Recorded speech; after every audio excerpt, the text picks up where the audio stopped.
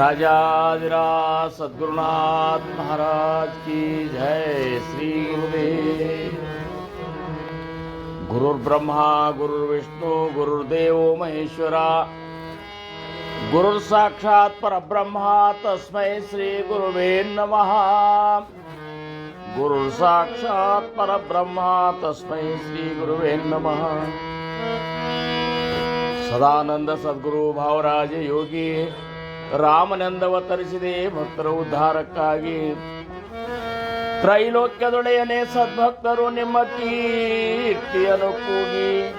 ನಮಸ್ಕಾರ ಗುರುರಾಯ ಶ್ರೀರಾಮಚಂದ್ರ ಯೋಗಿ, ನಮಸ್ಕಾರ ಗುರುರಾಯ ಶ್ರೀರಂಗ ಯೋಗಿ. ಜಯ ಜಯ ಪುಂಡರೀಕವರ್ಧಾಯ पार्वती पतेश्वर राजाधिराज सद्गुरुनाथ महाराज की जय। श्री गुरुदेव। श्री राम जय राम जय जय राम।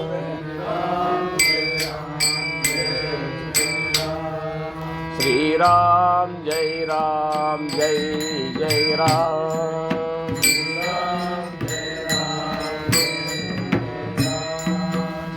राम जय जय राम। श्री राम जय जय राम।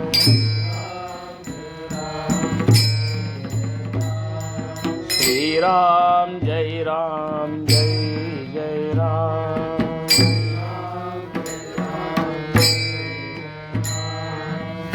राजाधिराज सद्गुरुनाथ महाराज की जय। श्री गुरुदेव। भक्तीचेन योगे देव, निश्चय पावती मानव. ऐसा आहे अभिप्राव, बोलिले ये ग्रंथी. जय जय रघुवीर इसरण.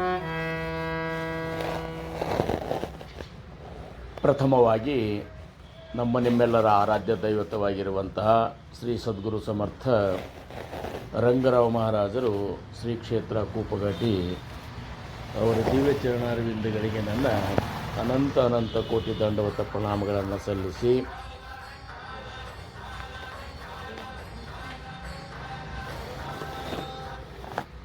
ಮತ್ತೊಂದು ಅವಕಾಶ ನಿಮಗೆ ಎಲ್ಲ ಸಮರ್ಥರು ಈ ಒಂದು ಸಪ್ತಾಹದ ರೂಪದಿಂದ ಕೊಟ್ಟಾರ. ಅಂಥ ಒಂದು ಸಪ್ತಾಹದ ಅಧಿಪತಿಗಳಾಗಿರುವಂತಹ ಶ್ರೀ ಸದ್ಗುರು ಸಮರ್ಥ ಬ್ರಹ್ಮಚೈತನ್ಯ ಮಹಾರಾಜರ ದಿವ್ಯ ಚರಣಾರವಿಂದಗಳಿಗೂ ನನ್ನ ಅನಂತ ಕೋಟಿ ದಂಡವತ ಪ್ರಣಾಮಗಳನ್ನು ಸಲ್ಲಿಸಿ, ಸಾಂಪ್ರದಾಯದ ಎಲ್ಲ ಮೂಲ ಪುರುಷರಿಂದ ಹಿಡಿದು ಇಲ್ಲಿಯವರೆಗೆ ಆಗಿ ಹೋದಂಥ ಎಲ್ಲ ಸದ್ಗುರುವರ್ಯರ ದಿವ್ಯ ಚರಣಾರವಿಂದಗಳಿಗೆ ಅನಂತ ದಂಡವತ ಪ್ರಣಾಮಗಳನ್ನು ಸಲ್ಲಿಸುತ್ತಾ,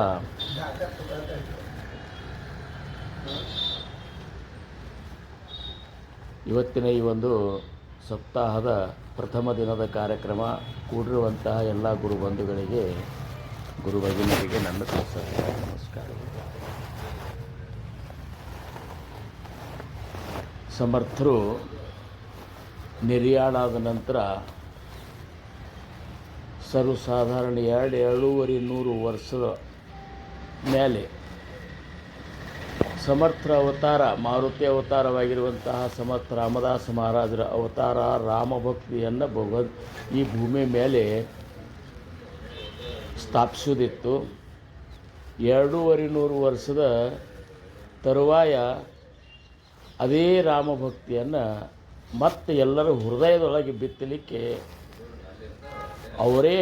ಅವರ ಔಷಧ ರೂಪದಿಂದ ಅವತಾರವಿಕರಾಗಿ ಬಂದವರು ಯಾರು ಅಂದ್ರೆ ಸದ್ಗುರು ಸಮರ್ಥ ಬ್ರಹ್ಮಚೈತನ್ಯ ಮಹಾರಾಜ. ಇಲ್ಲಿವರೆಗೂ ಮುಂದೆ ಸೂರ್ಯ ಚಂದ್ರಾದಿಗಳು ಇರುವವರೆಗೂ ರಾಮಭಕ್ತಿಯು ಈ ಭೂಮಿ ಮೇಲೆ ಉಳಿಲಿಕ್ಕೆ ಕಾರಣರಂದ್ರೆ ಮೂಲವಾಗಿ ಸಮರ್ಥ ರಾಮದಾಸ್ ಮಹಾರಾಜರು ಮತ್ತು ಸದ್ಗುರು ಸಮರ್ಥ ಬ್ರಹ್ಮಚೈತನ್ಯ ಮಹಾರಾಜರು. ಮುಂದೆ ಹಾಗೆ ಏನಾಗ್ತದಂದ್ರೆ ಯಾವಾಗ ಇದು ಈ ಭಕ್ತಿಯ ಒಂದು ಅದರ ಒಂದು ಪ್ರಭಾವ ಕಡಿಮೆ ಆಗ್ಲಿಕ್ಕತ್ತದ. ಅವಾಗ ಮತ್ತೆ ಅವರೇ ಅವತಾರ ತೊಟ್ಕೊಂಡು ಬರ್ತಿರ್ತಾರೆ. ಅವರಂದರೆ ಯಾರು? ನಿರಾಕಾರ ನಿರ್ಗುಣ ಪರಬ್ರಹ್ಮ ಸ್ವರೂಪರೇ ಸಗುಣ ರೂಪ ಧಾರಣ ಮಾಡ್ಕೊಂಡು ಬರ್ತಿರ್ತಾರೆ. ಜ್ಞಾನೇಶ್ವರ ಮಾೌಲಿ ಅವರು ಸಂಜೀವಿನಿ ಸಮಾಧಿ ತಗೊಂಡ ಮೇಲೆ ಆವಾಗಾದ್ರೂ ಸಹಿತ 3-3.5 ವರ್ಷದೊಳಗೆ ಮತ್ತು ಭಕ್ತಿ ಒಂದು ರೀತಿ ಮಂದಾಗ್ಯದ ಅಂತ ತಿಳ್ಕೊಂಡೇ ಏಕನಾಥ್ ಮಹಾರಾಜರ ಅವತಾರ ಆಯ್ತು. ಅಂದರೆ ಇದು ನಾವು ಇದನ್ನು ನೋಡಲಿಕ್ಕಾಗಿ ಯಾರು ಹೊರಗೆ ಮಾತಾಡೋರು?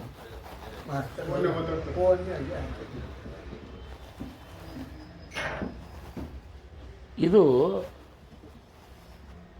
ಅವ್ರ ಅವತಾರಿಕರು ಬಂದಾಗ ಏನು ಒಂದು ಭಕ್ತಿಯನ್ನು ಎಲ್ಲರೂ ಹೃದಯದೊಳಗೆ ನೆಟ್ಟಿರ್ತಾರೆ, ನಡೆದು ತೋರಿಸಿರ್ತಾರೆ, ಮಾಡಿಸು ಆನಂದ ಪಟ್ಟಿರ್ತಾರೆ. ಆದರೂ ಸಹಿತ ಈ ಬರಬರ್ತಾ ಇದೊಂದು ಅದರ ಅಭಾವತ ಅಥವಾ ಅದರದೊಂದು ತೀವ್ರತೆ ಕಡಿಮೆ ಅಕ್ಕೋತ ಹೋಗೋದು ಇದೊಂದು ಸೃಷ್ಟಿಯ ಲಕ್ಷಣ ಅಂತ ನಮಗೆ ಅನ್ನಿಸ್ತದೆ.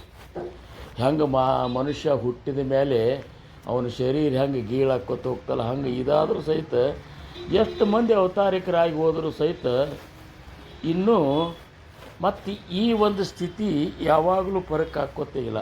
ಆವಾಗ ಚಲೋ ಇರ್ತದೆ, ಮುಂದೆ ಬರ್ತಾ ಕೊರತೆ ಹಾಕ್ಕೋತ ಹೋಗ್ತದೆ. ಇದು ಯಾಕೆ ಹಿಂಗೆ ಆಗ್ತದೆ ಅಂದರೆ ಇದಕ್ಕೆ ಮುಖ್ಯವಾಗಿ ಮಾಯೆ ಒಂದು ಪ್ರಭಾವನೆ ಕಾರಣ. ಆಮೇಲೆ ಜಗತ್ತಿನೊಳಗೆ ನಾವೇನು ಈ ವಿಷಯ ವಾಸನೆಗಳೊಳಗೆ ನಾವು ರಮಿಸ್ಲಿಕ್ಕೆ ಶುರು ಮಾಡಿಬಿಡ್ತೇವಲ್ಲ, ಅದರಿಂದ ಭಗವಂತನ ಒಂದು ಭಕ್ತಿಯ ಕಾರ್ಯದೊಳಗೆ ಪ್ರೀತಿ ಕಡಿಮೆ ಹಾಕ್ಕೋತನೇ ಹೋಗಿಬಿಟ್ಟಿರ್ತದೆ. ಬರೀ ಬಾಯಿಯಿಂದ ನಾವು ಭಗವಂತನ ಮೇಲೆ ಪ್ರೀತಿ ಇದ್ದೇವೆ ಅಂದ್ರೆ ಅಥವಾ ಪ್ರೀತಿ ಮಾಡ್ತೇವೆ ಅಂತ ತೋರಿಸೋದ್ರಿಂದ ಆಗೋದಿಲ್ಲ.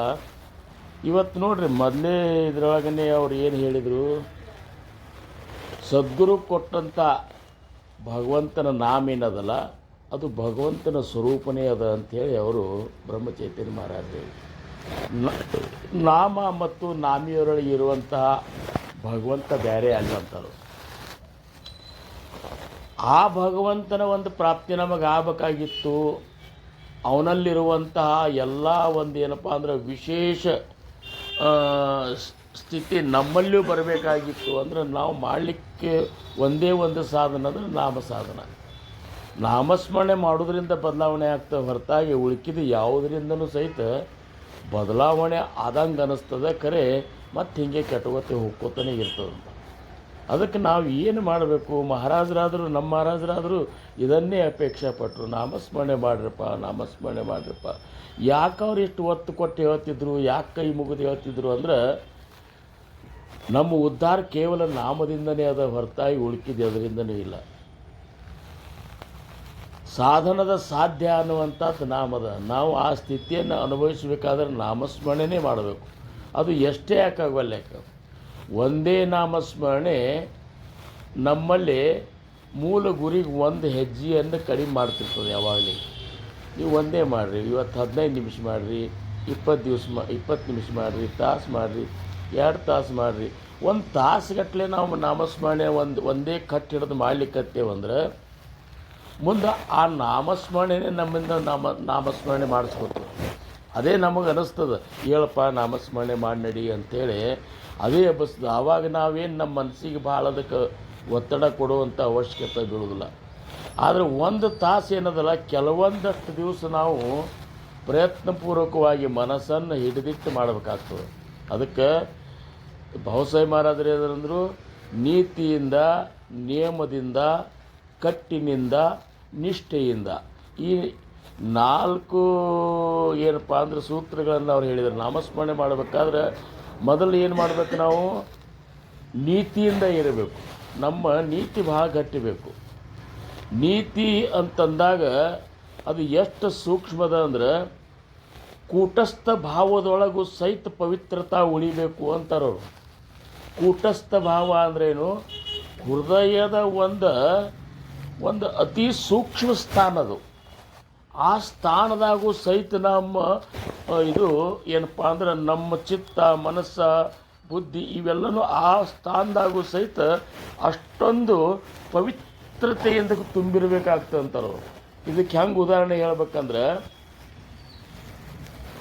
ಪ್ರಹ್ಲಾದ, ಭಕ್ತ ಪ್ರಹ್ಲಾದ ನಾರಾಯಣ ನಾಮ ಏನು ನೆನೀತಿದ್ದ, ಎಷ್ಟೋ ಸಂಕಟದಿಂದ ಭಗವಂತವನ್ನು ಪಾರು ಮಾಡಿದಾಗ ಆ ನಾಮಸ್ಮರಣೆಯಿಂದ ಎಂಥ ಒಂದು ಅವನಂತಲ್ಲಿ ಸಾಮರ್ಥ್ಯ ಬಂದಿತ್ತು ಅಂದರೆ ಸ್ವತಃ ನಾರಾಯಣನೇ ಅಂದ, ಪ್ರಹ್ಲಾದ ಏನು ಬೇಡ್ತಿ ಬೇಡಪ್ಪ ಅಂಥೇಳಿ ಇದರಿಂದ ಸಂತೋಷದಿಂದ ವರ ಕೊಡ್ಲಿಕ್ಕೆ ತಯಾರಾದ್ರೆ ನನಗೇನೂ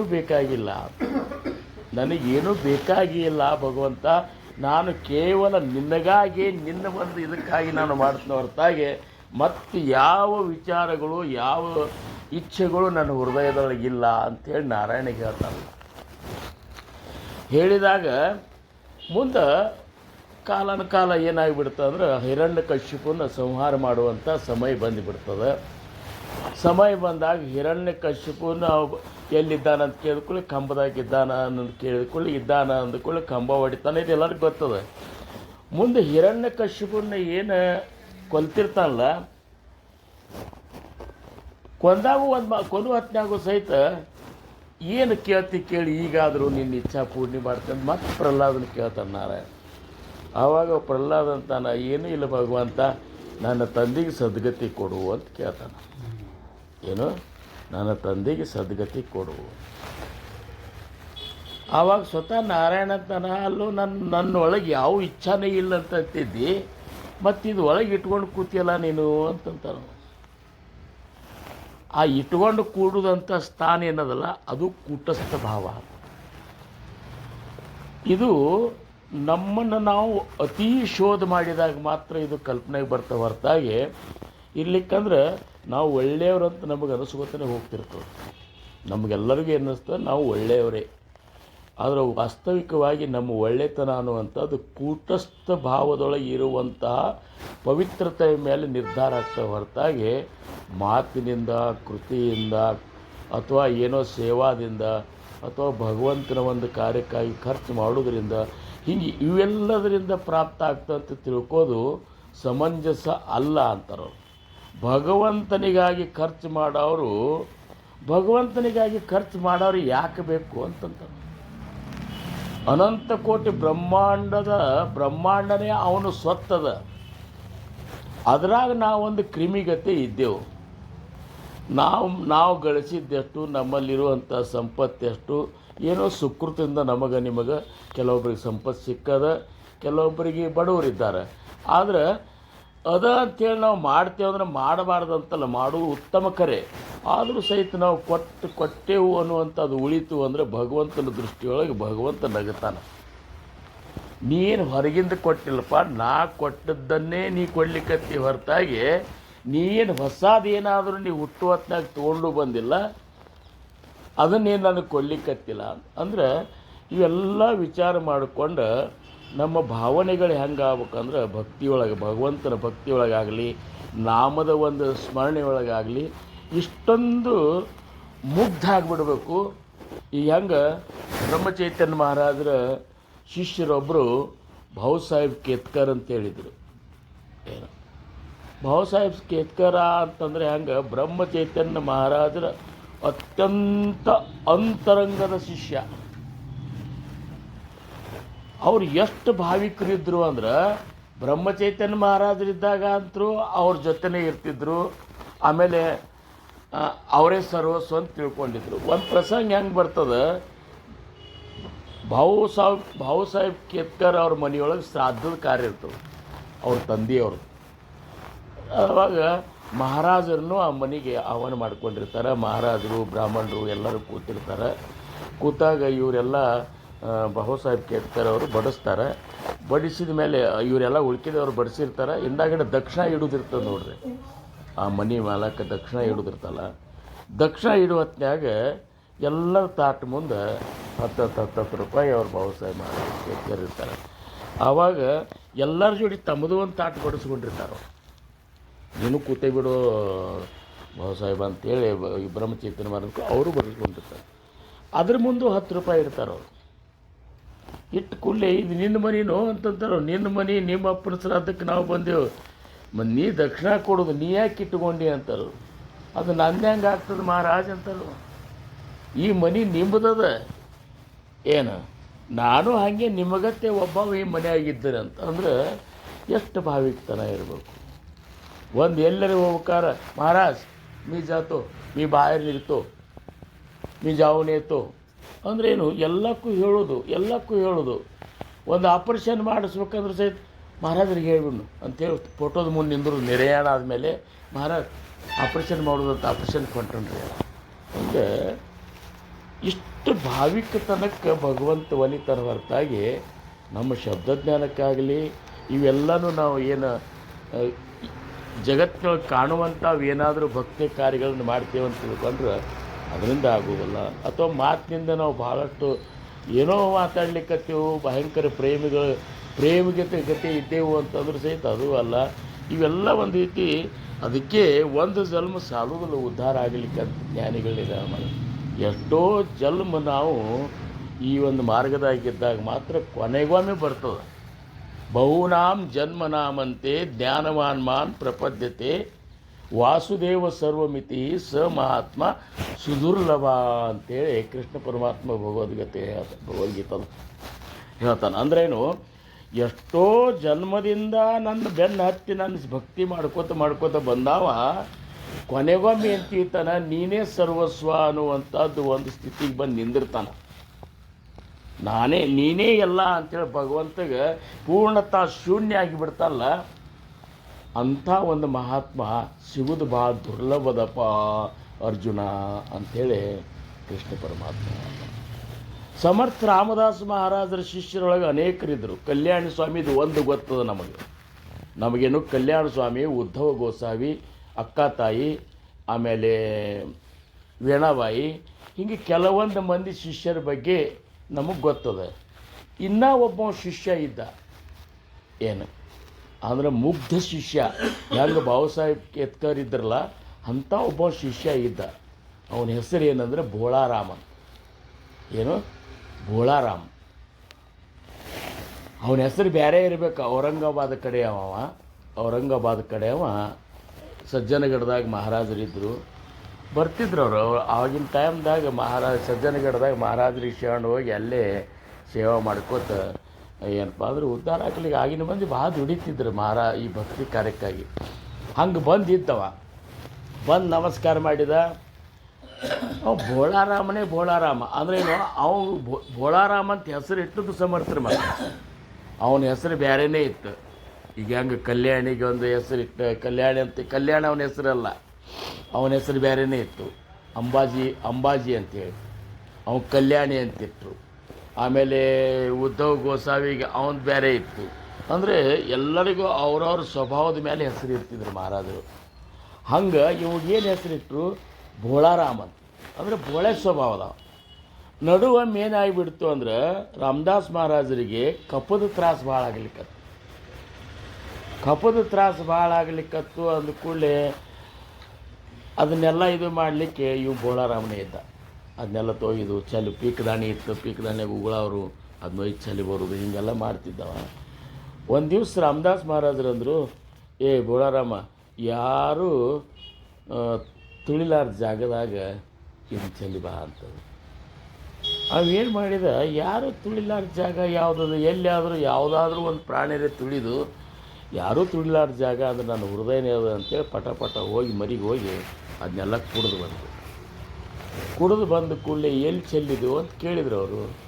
ಮಹಾರಾಜ್ ಮತ್ತು ಹಿಂಗೆ ನಾನು ಕುಡಿದು ಬಿಟ್ಟೆ, ಇದೇ ಒಂದೇ ಜಾಗನೇ ಅದ, ಯಾರು ತುಳಿಲಾರ್ದು ಅಂಥೇಳಿ ಅಲ್ಲಿ ಕುಡಿದಂಗೆ ಏನು ಹುಚ್ಚಿದ್ದೀವೋ ಮರ ಅಂಥೇಳಿ ಅಂದ್ರೆ ಖರೆ.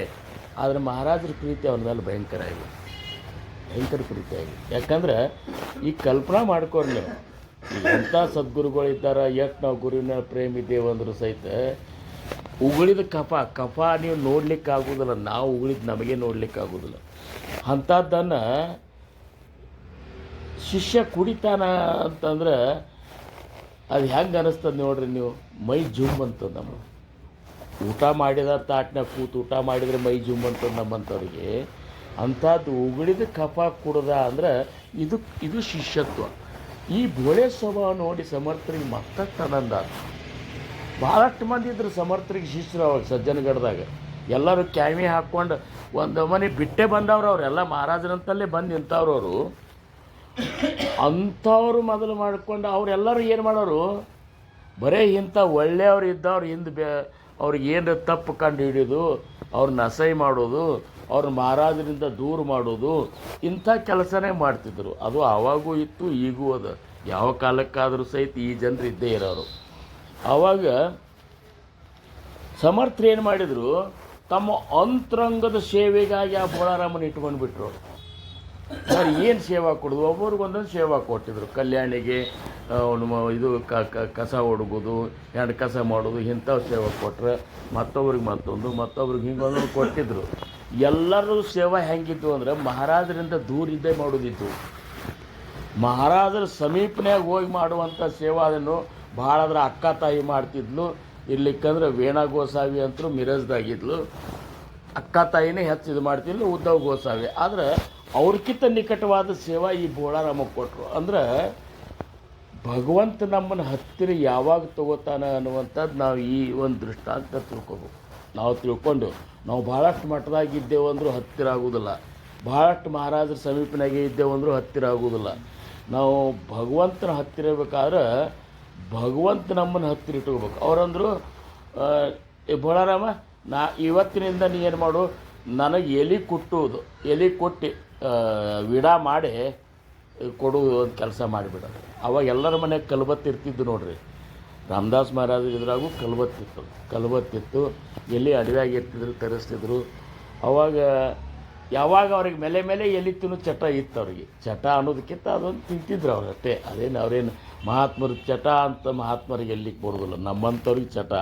ಅವರೇನು ಇವತ್ತು ತಿಂತಾರೆ, ನಾಳೆ ಬಿಡ್ತಾರೆ, ಹೌದಲ್ಲ. ನಮ್ಮ ಮಹಾರಾಜರಾದ್ರು ನಾಸಿ ಇದು ಮಾಡ್ಕೊತಿದ್ರು. ಅದೇನು ನಾಸಿ ಚಟ ಅದಂತ ತಿಂತಿದ್ದಿಲ್ಲ. ಬೇಕಾದ್ರೆ ಏರ್ಸ್ಕೊತಿದ್ರು, ಸಾಕಾರ ಬಿಡ್ತಿದ್ರು. ಅದೇನು ಸಂಬಂಧ ಇಲ್ಲೇ ಇಲ್ಲ. ಅಯ್ಯಪ್ಪ, ನಾವು ಹೆಂಗೆ ಹಿಂದಕ್ಕೆ ತಂಬಾಕು ತಿನ್ನೋ ಹೊತ್ನಾಗ ಬಿಟ್ಟರೆ ಎದೆ ಹೊಡೆದಂಗೆ ಆಗ್ತಿತ್ತು ನಮಗೆ. ಏನು ಹಿಂಗೆ ಯಾರೇ ಆಗಲಿ ಅವರು ಚಟ ಅದು ರಕ್ತದಾಗ ಸೇರ್ಕೋತು ಅಂದ್ರೆ ರಕ್ತದ ಕೊರತೆ ಆತಂದ್ರೆ ಬೇಡತ್ತದ ಅವರು. ಹಂಗೆ ಇವರು ಬೋಳಾರಾಮ ವೀಣಾ ತೊಗೊಂಡು ಬಾರಪ್ಪ ಅಂತಾನೆ ಅವರು. ಅಂದ ಕೂಡಲೇ ಹೋಗಿ ಸರ ಕಲಬತ್ತ ಎಲೆ ಗಿಲಿ ಸುಣ್ಣ ಒಂದಿಷ್ಟು ಗಡಿಗ್ಯಾಗ ಸುಣ್ಣ ಹಾಕಿ ಇಟ್ಟಿರ್ತಿದ್ರು. ಸುಣ್ಣ ಹಾಕಿ ಕಾಚಿ ಶಿಸ್ತಿಗೆ ಕುಟ್ಕೊಂಡು ಅಗದಿ ಇದು ಮಾಡ್ಕೊಂಡು ಮೆತ್ತಗೆ ಮಾಡ್ಕೊಂಡು ಹಂಗಾಗಿ ತೊಗೊಂಡು ಬಂದು ಮಹಾರಾಜ ಕಿನ್ನವ್ರಾಗಿದ್ರು. ಇದು ಈ ಉಳುಕಿದ ಶಿಷ್ಯರಿಗೆ ಬಲೆ ಕಿರಿಕಿರಿ ಆಗಿಬಿಡ್ತೀವಿ. ನಾವು ಎಂದಿನಿಂದ ಈಗೀಗ ಬಂದಾನ ಔರಂಗಾಬಾದ್ನಿಂದ. ನಾವು ಎಂದಿನಿಂದ ಇದ್ರಾಗ ದುಡ್ಕೋತ ಇದ್ದೇವೆ, ಮಹಾರಾಜರು ಸೇವೆ ಮಾಡ್ಕೋತ. ನಮ್ಮನ್ನು ಸಮೀಪ ತೊಗೋವಲ್ರಿ ಮಹಾರಾಜರು, ಇವನು ಸಮೀಪ ತೊಗೊಂಡಾರಲ್ಲ ಅಂತ ಎಷ್ಟು ಸಣ್ಣ ಅಂತೀರಿ ನೀವು. ಈ ಈ ಈ ಈ ಒಂದು ಯಾವುದೇ ಶಿಷ್ಯತ್ವದೊಳಗೆ ಶಿಷ್ಯರೆಲ್ಲರೂ ಏಕೋಭಾವದಿಂದ ಇರ್ತಾರಂತ ನೀವು ತಿಳ್ಕೊಬೇಡ್ರಿ ಅಂತಾರೆ ಅವರು. ಇದು ಯಾವ ಕಾಲಕ್ಕಾದರೂ ಇಷ್ಟಿದ್ದೇನೆ ಅದ. ಅದರಾಗೆ ಮತ್ತೆ ಭಾಗಿದ್ದೇ ಇರ್ತಾವೆ. ಬಾಯಿಲಿ ಹೇಳ್ತೇವೆ ನಾವೆಲ್ಲ ಒಂದೇ. ಈ ಗುರುಬಂಧುಗಳು ಅಂತೇವೆ. ಗುರುಬಂಧುಗಳು ಅಂದ್ರೆ ನಮ್ಮ ಮನಸ್ಸೆಲ್ಲ ಒಂದೇ ಅದನ್ನು ಇಲ್ಲ. ಎಲ್ಲರಿಗೂ ಒಂದೊಂದು ರೀತಿ ಅದ. ಅದು ನಮ್ಮನ್ನು ಹೊಕ್ಕ ನೋಡ್ಕೊಂಡೇ ಗೊತ್ತಾಗ್ತದೆ ನಾವು ಯಾರ್ಯಾರ ಬಗ್ಗೆ ಎಷ್ಟೆಷ್ಟು ಪ್ರೇಮ ಇಟ್ಟೇವಿ, ಎಷ್ಟೆಷ್ಟು ದ್ವೇಷ ಮಾಡ್ಲಿಕ್ಕತ್ತೀವಿ. ಇದೆಲ್ಲ ನಾವು ನೋಡ್ಕೊಂಡಂಗೆ ಗೊತ್ತಾಗ್ತದೆ. ಅದಕ್ಕೆ ಹೆಸರಿಗೆ ಗುರುಬಂಧು ಅಂದ್ರೆ ಏನಾಗ್ತದೆ, ನಾವು ಆ ಪ್ರೇಮ ನಮ್ಮಂತಲ್ಲಿ ಇರೋದಿಲ್ಲ. ಹಂಗಿತ್ತು ಅಂತಂದ್ರೆ ಮಹಾರಾಜ ಸಂತೋಷ ಅದ. ಆವಾಗ ಈ ಮಂದಿಗೆ ಏನು ಕಿರಿಕಿರಿ ಆತಂದ್ರೆ ಹೆಂಗಾರ ಮಾಡಿ ಬೋಳಾರಾಮನ ಈ ಕೆಲಸ ಬಿಡಿಸ್ಬೇಕು ಅಂತ. ಇವು ಎಲೆ ಕೊಟ್ಟು ಕೆಲಸ ಬಿಡಿಸ್ಬೇಕು. ಈ ಒಂದು ನೆವದಿಂದ ಅವ ಇರ್ತಾನೆ.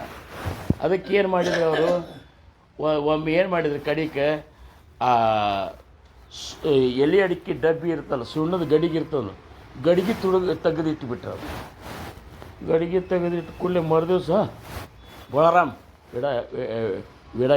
ವಿಡದೆ ಅಂತಾನೆ ಅಂದ್ಕೂಲ ಹೋಗಿ ನೋಡ್ತಾರೆ. ಅದು ಗಡಿಗೆನೇ ಸಿಗೋಲ್ತು. ಹುಡ್ಕ್ಯಾಡಿದ ಕಡಿಗೆ ಮತ್ತೊಂದು ಇದ್ರಾಗ ಒಂದಿಟ್ಟು ಸುಣ್ಣ ದೊಡ್ಡ ಗಡಿಗೆ ಆಗಿತ್ತು. ಅದನ್ನ ತೊಗೊಂಡು ಹಚ್ಚಿದ. ಅವತ್ತು ಮುಗೀತದು. ಮುಗಿದ ಮೇಲೆ ಬರ್ತಾ ಅದು ನಡೀತಲ್ಲ. ಇನ್ನು ಮುಂದೆ ಅವ್ರು ಏನು ಮಾಡಿದರು, ಡಬ್ಬಿ ಇರ್ತಿತ್ತು ನೋಡ್ರಿ. ಅವಾಗ ಎಲೆ ಅಡಿಕೆ ಡಬ್ಬಿ ಎಲ್ಲರ ಮನೆಯಾಗ ಇರ್ತಿತ್ತು. ನಮ್ಮ ಮನೆಯಾಗಾದರೂ ಇರ್ತಿತ್ತು. ಆ ಡಬ್ಬಿನ ಇಟ್ಬಿಟ್ರು. ಮುಂದೆ ಮತ್ತೆ ಎಲ್ಲಿ ಅಂದಾಗ ಆ ಡಬ್ಬಿ ಹುಡುಕ್ಯಾಡೋದ್ರದಾಗೂ ಡಬ್ಬಿ ಸಿಗ್ಲಿಕ್ಕೆ ತಯಾರಿಲ್ಲ. ಮತ್ತು ಹಿಂಗೂ ಮಾಡಿ ಅದ್ರ ಇಲ್ಲಿ ಜೋಡಿಸಿ ಏನು ಮಾಡಿದ. ಇಷ್ಟಾದರೂ ಇದು ಆಗಲ್ತಲ್ಲ ಇವನಂತ ಕಡಿಕೆ ಏನು ಮಾಡಿಬಿಟ್ರು, ಕಲಬತ್ತನೇ ತೆಗೆದಿಟ್ಟುಬಿಟ್ರು. ಅದೇನು ಕುಟ್ಟೋದಿತ್ತಲ್ಲ, ಕುಟ್ಟೋದೇ ತೆಗೆದುಬಿಟ್ರು. ಕೂಡಲೇ ಇವ್ರಿಗರೆ ಬಳರಾಮ್ ವಿಡಲ್ಲಿ ವಿಡಾಗೆ ಇವರೆಲ್ಲರೂ ಇದು ಮಾಡೋರು ಹೆಂಗೆ ಕೊಡ್ತಾರೆ ಅಂತೇಳಿ ವಿಡ ಈ ಸಮಸ್ಯೆಗಳು ಹಾಗೆ ಹೇಳಲಿಕ್ಕತ್ತು. ಶಿವಾಜಿ ಮಹಾರಾಜರು ಬಂದಾಗ ಶಿವಾಜಿ ಮಹಾರಾಜರಿಗೆ ಈ ತಕರಾರು ಹೇಳಿದ್ರು ಅವರೆಲ್ಲ ಕೂಡಿಸಿ ಈ ಅಂಡು ಪಾಂಡು ಇರ್ತಲ್ಲ. ಏನು ರೀ ಅವ ಏನು ಮಾಡಿದ ನಾನು ತೆಗೆದಿಟ್ಟು ಕೂಡಲೇ ಅವೇನು ಮಾಡಿದ ಕಲ್ಬತ್ತು ತೆಗೆದಿಟ್ಟು ಕೂಡಲೇ ಹೋಗಿ ಕೊಲೆಯಾಗ ಹೋಗಿ ಅವನ್ನೆಲ್ಲ ಜೋಡಿಸಿದ ಬಾಯ ಕಚ್ಚ ಕಚ್ಚ ಕಚ್ಚ ಕಚ್ಚ ಕಚ್ಚ ತಿಂದು ಸಣ್ಣಗೆ ಸಣ್ಣಗೆ ಮಾಡಿ ಹಿಂಗೆ ಅದನ್ನ ಇದ್ರಾಗ ಕೈಯಾಗ ತೊಗೊಂಡು ಬಂದು ಕೊಟ್ಬಿಡವ. ಮಸ್ತ್ ಅದನು ವಿಡ ಅಂತೇಳಿ ರಾಮದಾಸ್ ಮಹಾರಾಜರು ಪ್ರೀತಿಯಿಂದ ತಿಂತಿದ್ರು. ಇದು ನೀನು ಇನ್ನಂತರ ಏನೂ ತೆಗೆದಿಡಲಿಕ್ಕೆ ಆಗೋದಿಲ್ಲ. ಆವಾಗ ಇವರೇನು ಮಾಡಿದರು, ಶಿವಾಜಿ ಮಹಾರಾಜರು ವಾರಕ್ಕೊಮ್ಮೆ ಬರ್ತಿದ್ರು ಸಜ್ಜನಗಢದಾಗ ರಾಮದಾಸ್ ಮಹಾರಾಜರು ಬೇಕಾಗಿ. ಮಹಾರಾಜರಿಗೆ ಹೋಗಿ ತಕರಾರು ಹೇಳಿಬಿಡ್ಲ ಅಂತೇಳಿ ಅವ್ರು ಬಂದು ತಳಗದ ನೋಡ್ರಿ ಅಲ್ಲೇ ಬರೋ ಹೊತ್ನಾಗ ಅಲ್ಲೇ ಹೋಗಿ ನಿಂತ್ರಿ ಇವ್ರು ಎಲ್ಲ ಶಿಷ್ಯರು ನಿಂತು ರಾಮದಾಸ್ ಮಹಾರಾಜರು ಬರ್ಲಿಕ್ಕತ್ತಿದ್ರು. ಎಲ್ಲ ಕೈ ಮಾಡಿ ನಿಂದ್ರಿಸ ಮಹಾರಾಜ್ ಅಂತ ಕೂಡಲೇ ನಿಂದ್ರಿಸಿದ್ರು. ಕುದುರೆ ನಿಂದ್ರಿಸಿದವ. ಯಾಕೆ ರೂಪಾಯಿ ಇಲ್ಲಾಕೆ ನಿಂತೀರಿ ಅಂದ್ರೆ ಏನು ರೀ ಇದೇನು ಹುಚ್ಚುಚಾರ ನಡೆದದು ನಮ್ಮ ಗಡ್ನ್ಯಾಗ ಅಂತಂದು. ಏನಾಗ್ಲಿಕ್ಕತ್ತದು ಏನು ರೀ ಒಬ್ಬ ಬೋಳಾರಾಮ್ ಅಂತೇಳು ಶಿಷ್ಯ ಬಂದಾನ. ಮಹಾರಾಜರು ಬಿಡಾಕೆ ಕೇಳಿದ್ರೆ ಬಾಯಾಗ ಕಚ್ಚ ಕಚ್ಚ ಕಚ್ಚ ಕಚ್ಚ ತಿಂದು ಕೊಡ್ತಾನೆ. ಮಹಾರಾಜರು ಹಂಗೆ ತಿಂತಾರೆ. ಏನು ಒಂದು ನಮೂನಿ, ಇದು ನೀವರೇ ವಿಚಾರ ಮಾಡಿರಿ ಅಂತೇಳಿ ಶಿವಾಜಿ ಮಹಾರಾಜಿಗೆ ಹೇಳ್ಕೊಳ್ಳಿ. ಶಿವಾಜಿ ಮಹಾರಾಜ್ ಪಾಪ ತಪ್ಪಲ್ಲ ಅಂತವ್ರು ಬಾಯಾಗ ಕಚ್ಚ ಕಚ್ಚ ತಿಂದದ್ದು ಬಿಡಾಕೆ ಕೊಡ್ತಾರಂದ್ರೆ ಸದ್ಗುರುವಿಗೆ ಮತ್ತು ತಪ್ಪಲ್ಲ ಅಂಥೇಳಿ ಸೀದಾ ಕುದುರೆ ತೊಗೊಂಡು ಹೋಗಿ ರಾಮದಾಸ್ ಮಹಾರಾಜರು ಕೂತು ಆ ರೂಮ್ ಕೊಲಿಯದಲ್ಲ ಕೊಲಿಗೆ ಹೋದರು. ಹೋಗಿ ಸಾತ್ತಾಗ ನಮಸ್ಕಾರ ಹಾಕಿದ್ರು. ಬಾರೋ ಶಿವಬಾ ಅಂತಂದರು. ನಮಸ್ಕಾರ ಮಾಡಿದರು.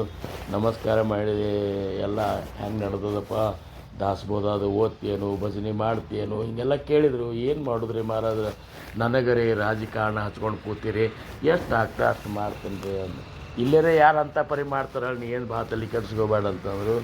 ಅಂದ ಕೂಡಲೇ ಮಹಾರಾಜ್ ಒಂದು ಪ್ರಶ್ನೆ ಕೇಳಬೇಕಾಗ್ಯದ. ಇಲ್ಲೊಬ್ಬ ಯಾವನೋ ಬೋಳಾರಾಮ್ ಅಂತಿದ್ದಾನಂತಲ್ರಿ. ಹೌದು ಇದ್ದಾನ ನಮ್ಮವ ಇದ್ದಿಲ್ಲ. ಅವ್ನು ನಿಮಗೆ ವಿಡ ಅವನೇ ಕೊಡ್ತಾನಂತಲ್ರಿ, ಕುಟ್ಟೆ ಕೊಡ್ತಾನೆ.